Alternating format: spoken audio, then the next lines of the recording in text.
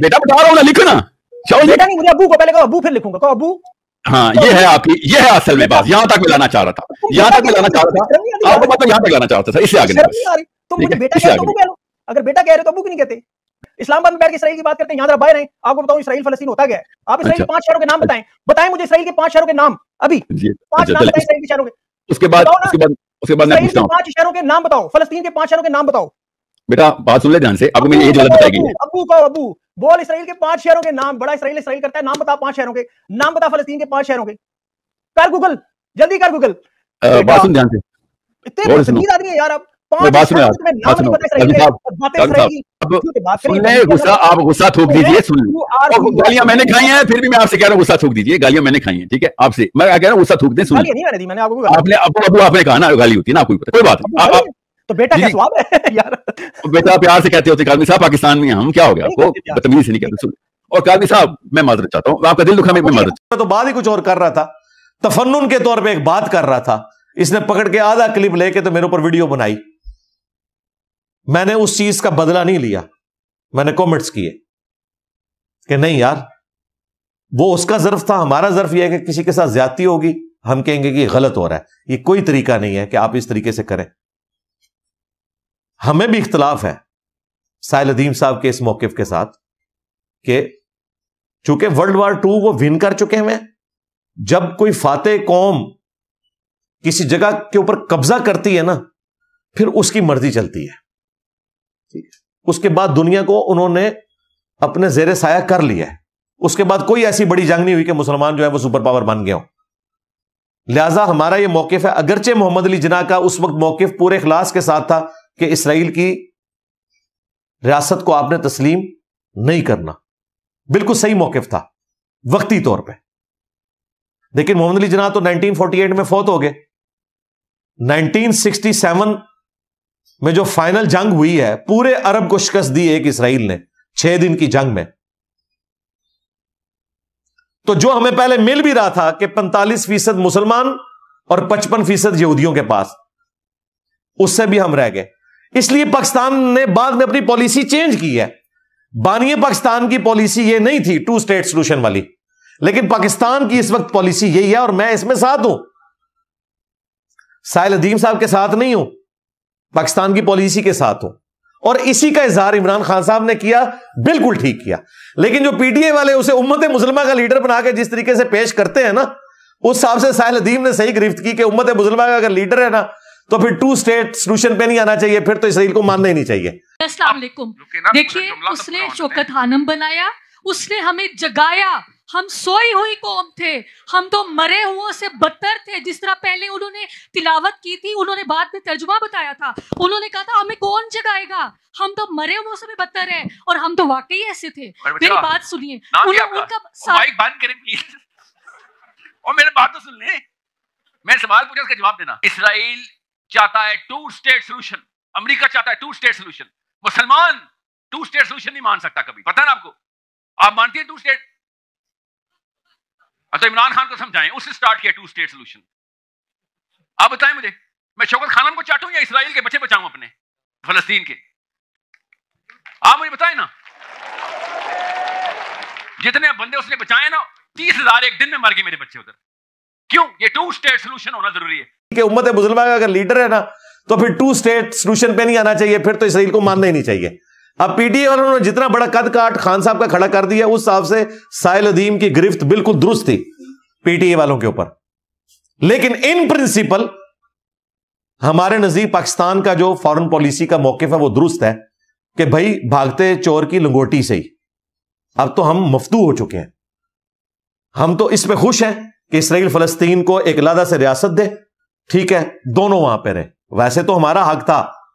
इनको जबरदस्ती world war 2 में जो कत्लेआम किया हिटलर ने, उसकी कंपनसेशन के लिए पूरे यूरोप से, पूरी दुनिया से उठा के यहूदी पकड़ के इन्होंने जबरदस्ती बात की बैतुल मकदिस में कि चलो इनके गमों का मुदावा हो जाए, जो हॉलोकास्ट में इनके साथ कत्लेआम हुआ था, हिटलर ने जुल्म किया था, चलो अब इनकी कंपनसेशन करें।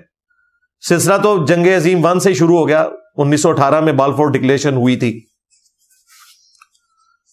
2 स्टेट सोल्यूशन के अलावा हमारे पास क्या है? हम जबरदस्ती जंग से तो उनसे नहीं जीत सकते ना, हमारी इस वक्त ये हालत है ना। गौसे पाक जिंदा है, वरना वो निगाह मार के कर देते।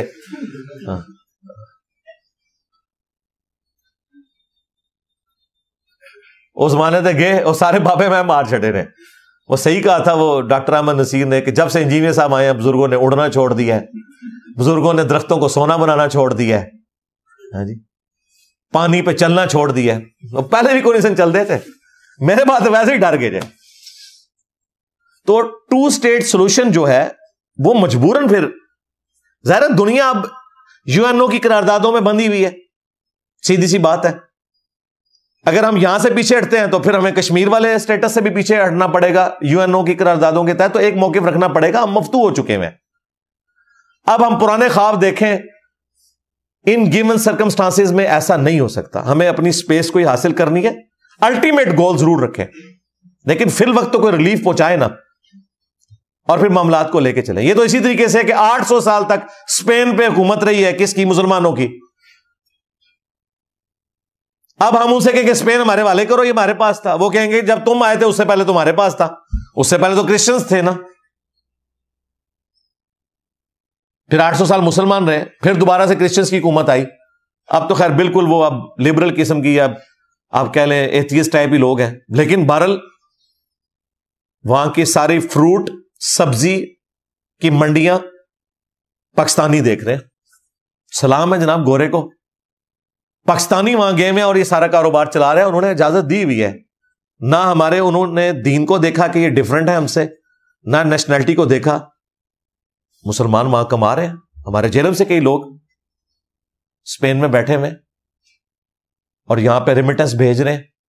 تو اتنا حوصلہ ان کے اندر ہے. امریکہ میں تو بہت زیادہ ریمیٹنس آ رہے ہیں, نان مسلم ملکوں کے اندر بھی انہوں نے اپرچونٹیز ہمیں دی ہوئی ہیں. تو اس حوالے سے جو موقف ہے, عمران خان صاحب نے جو کچھ بیان کیا, یا شہباز شریف صاحب نے, یا ہمارے کوئی بھی پرائم منسٹر 2 اسٹیٹ سولوشن کی, ہمارے آرمی چیف کوئی بھی ہو وہ بات کرتے ہیں, وہ بالکل درست بات ہے. ابھی گیون سرکمسٹانسز میں یہی ہو سکتا ہے. لیکن سائل ادیم صاحب کے اخلاص میں کوئی شک نہیں ہے. وہ اپنے اس موقف پہ کہ 2 اسٹیٹ سولوشن نہیں, وہ سارا علاقہ ہی مسلمانوں کا ہے. حضرت عمر نے ایک ٹریٹی کے تحت اس جگہ کو اپنے قبضے میں لیا تھا کرسچن سے, اور جو ٹریٹی تھی اسی کو ہمیں فالو کرنا چاہیے. کاش ایسا ہو سکتا, لیکن اب ورلڈ پالیٹکس بدل چکی ہے. ہم مفتو ہو چکے ہیں, وہ فاتح ہیں. تو ان گیون سرکمسٹانسز کے اندر پھر شرعی احکام کے پوائنٹ آف ویو سے ایک ٹالرنس والا معاملہ آ جاتا ہے. نبی الاسلام نے بھی کئی چیزیں, اب صلح حدیبیہ جو ہوئی ہے, حضرت عمر جیسا بندہ بھی کہہ رہا ہے یا رسول اللہ اگر ہم سچے ہیں تو پھر ہم دب کے صلح کیوں کر رہے ہیں؟ بخاری مسلم میں آتا ہے. پھر حضرت بکر کے پاس وہ گئے, پھر انہوں نے ان کو ڈانٹا کہ اللہ کے رسول ہیں. بظاہر وہ شرائط مسلمانوں کے خلاف تھی, لیکن ایکسپٹ کرنی پڑی گیون سرکمسٹانسز میں. بعض اوقات ایسا ہو جاتا ہے.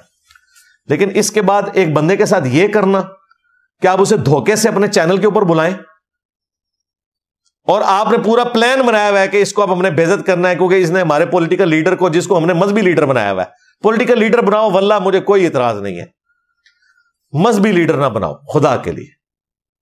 ان لوگوں کا مذہب کے ساتھ کیا لینا دینا یار, مسلمان ہے بس اتنا ہی کافی ہے. باقی نہ ان کا ماضی کا کردار تمام لیڈرز کا, نہ حال کا, مستقبل ہمیں نہیں پتا. کوئی پیشوائی والا نہیں ہے, سیدھی سی بات ہے. بات بات پہ جھوٹ بولنا, دھوکہ دینا, یو ٹرن لینا, باتوں کو بدلنا, حکومت میں ہونا تو سیم پیج, باہر نکلنا تو آئین کے لیے جہاد کرنا, حکومت میں ہونا تو گود میں بیٹھنا, باہر نکلنا تو ووٹ کو عزت دو, پھر بوٹ بھی پالش کرو, اسی آرمی چیف کو ایکسٹینشن بھی دو, پھر ووٹ کو عزت دو. تماشا لگایا ہوا ہے. ایٹ لیسٹ جو ینگ جنریشن مذہب کے ساتھ جڑی ہوئی ہے نا, ایک ایک کر کے ان یوٹیوبرز کی وجہ سے اور پی ٹی اے کے جو فرنٹ مین صحافی بنے ہوئے ہیں سو کارڈ, ان کی حرکتوں کی وجہ سے ایک ایک کر کے لوگ عمران خان سے متنفر ہوتے جا رہے ہیں. ظاہر ہے مذہبی بندے نے تو پہلے دین کو دیکھنا ہے, سیدھی سی بات ہے. اس کے لیے باقی چیزیں بعد میں. جب آپ دین کے ساتھ اس طرح کریں گے تو یہ کوئی آپ خدمت نہیں کر رہے, آپ اپنے لیڈر کی مشکلات میں اضافہ کر رہے ہیں. سیدھی سی بات ہے. اور دن بدن وہ جو میں نے آپ کو شروع میں ہی بتایا تھا کہ نہیں ان کو جیل سے نکلنے دیں گے,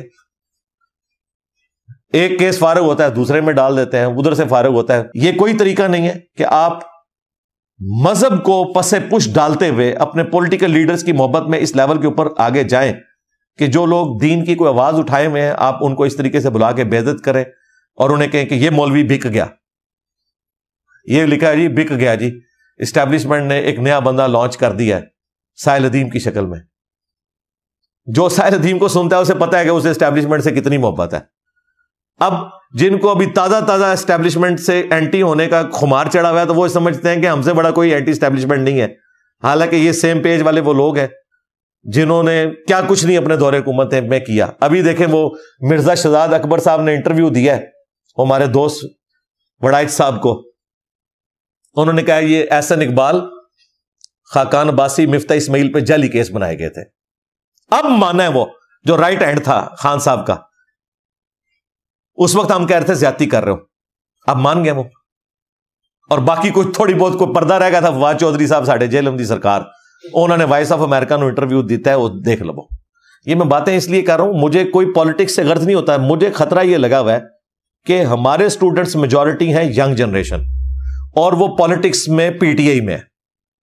ادھر بھی میرا خیال اکثریت, چلو ایمانداری نال دسو کیڑا کیڑا P T I the supporter ہے.